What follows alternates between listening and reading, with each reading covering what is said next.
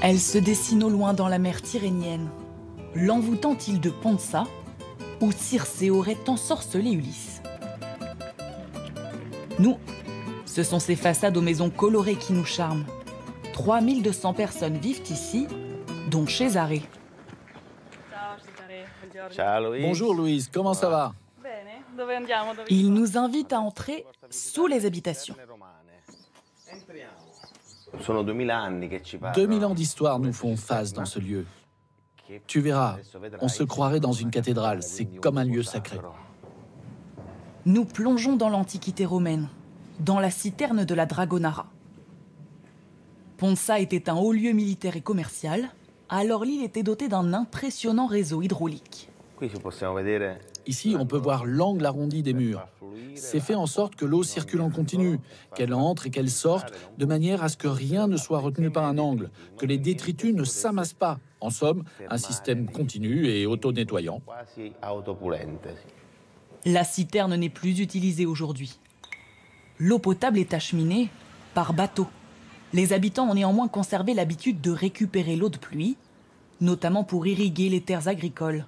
On nous a donné rendez-vous sur un des plus beaux endroits de l'île. Pour y arriver, il faut un peu grimper. À flanc de falaise, 3 hectares de vignobles spectaculaires. Raphaël, il faut qu'on arrose ces plants. Ce matin, les vignerons sont en pleine opération d'effeuillage. Je cherche à exposer le raisin correctement. Ici, le soleil vient le matin, donc je retire les feuilles. De l'autre côté, au contraire, le soleil brille tout le reste de la journée, donc on laisse les grappes couvertes. Raphaël, file-moi un coup de main ici. 150 mètres de dénivelé positif. Impossible de faire passer une machine. Ce travail est fait à la main. Emanuele et Luciana ont repris ce terrain il y a un peu plus de 20 ans. Il était alors complètement en friche. Nos enfants nous disent qu'on est complètement fous. Ils n'ont pas tort. Eux, ils ne nous suivent pas dans cette folie. Nous, tant qu'on y arrive, on continue. Et on espère que quelqu'un reprendra après nous. Ils sont les gardiens de ces cépages, importés de l'île voisine d'Ischia au XVIIIe siècle. Emanuele et Luciana en tirent un vin particulier, le Fieno Bianco. Celui-là, c'est le Fieno. C'est le tout premier vin que nous avons commencé à faire. Ce soir, ils organisent une dégustation pour quelques visiteurs. Il est très appréciable. On sent un peu les parfums de l'île, le sel de la mer. Je ne suis pas un spécialiste du vin, mais je peux vous dire qu'il est très bon. Ça ajoute quelque chose de le goûter ici, dans son terroir. C'est plus éloquent que le boire ailleurs, car ici, on comprend d'où viennent toutes ces saveurs.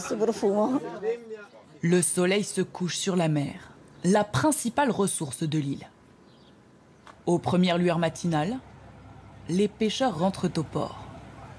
Ils débarquent leur prise du jour. On lève! D'impressionnants espadons. Dans ce restaurant, il est le poisson star. Des pâtes aux tomates façon Ponza.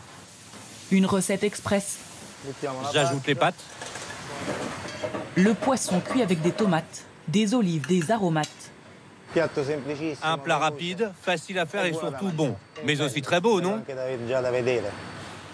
Des couleurs qui reflètent celles de Ponza.